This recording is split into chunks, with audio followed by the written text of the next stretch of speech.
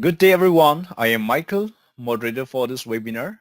I welcome everyone for today's webinar, which is using high impact practices to advance equity and student success outcomes. I would now like to introduce our presenter for today, Dr.Jerald Henderson. Dr.Jerald Henderson has worked in higher education for over 30 years.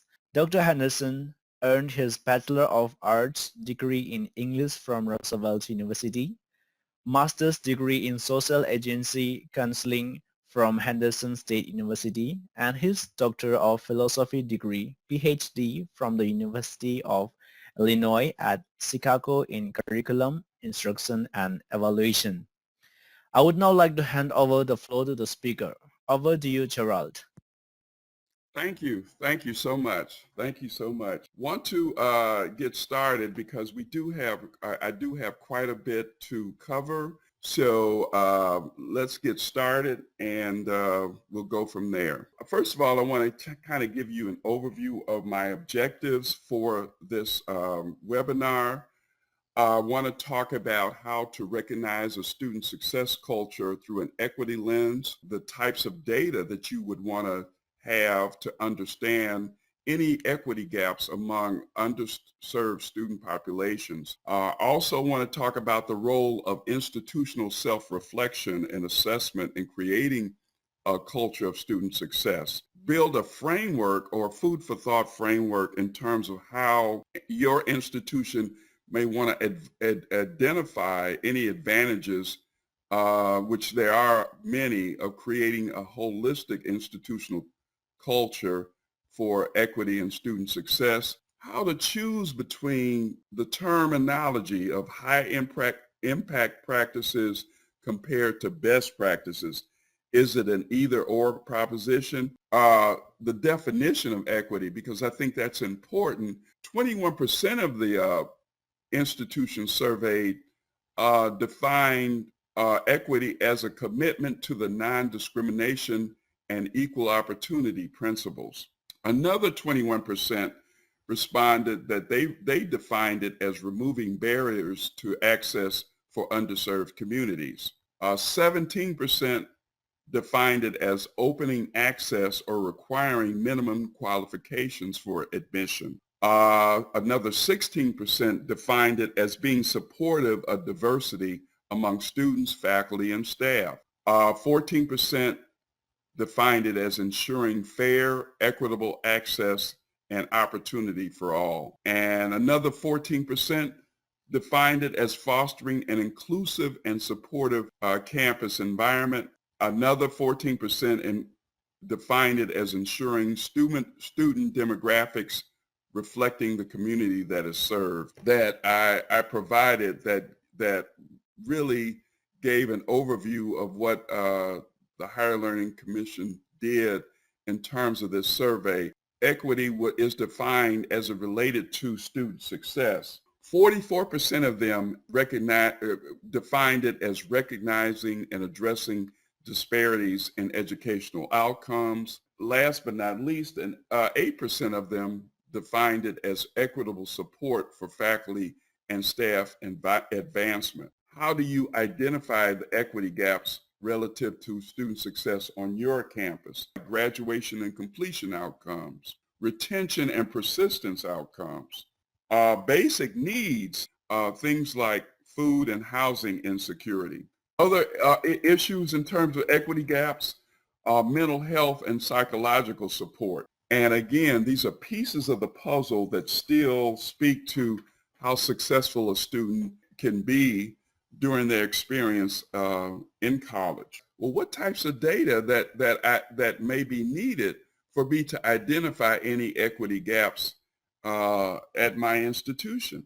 You know, kind of gives you a flavor of the kinds of disaggregated data that you might want to look at. Again, these are all pieces of the puzzle. Is there any gaps between the usage of those services or the participation rates of those services depending on the groups that you're looking at? Well, where can I get this equity data?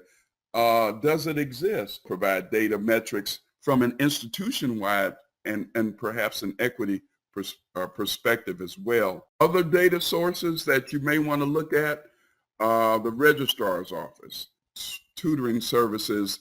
They may be oversee learning assistance centers that collect data in terms of the students that are served. So the question becomes, how can the data assist your institution in identifying equity gaps or student success? This is something that will come out as you collect data and find out what those needs are. These are just a few examples of things that might come out of the data that you collected. Institutional self-reflection and assessment and its role in what I call creating a culture of student success.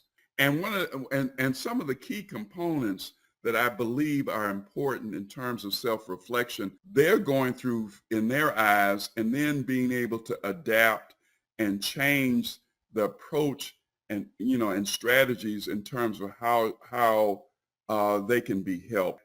Gaps in an academic achievement, gaps in persistence rates. These are the kinds of gaps that need to be closed. These are the gaps that need to be addressed in ways that perhaps have not been addressed before. When I talk about self-reflection, what are the tools or strategies that can be used? One of the other tools that I think is sometimes underutilized is utilizing campus-wide focus groups. One of the things, though, that's extremely important is to get buy-in, especially as it relates to equity goals. Things like improving graduation and transfer rates. The issue becomes, how do you get them involved as much as possible given those competing demands? Creating a holistic institutional culture for equity and student success. Number one, you have to identify them, first of all, the importance of a holistic process that is important. Well, what does a holistic institutional culture look like?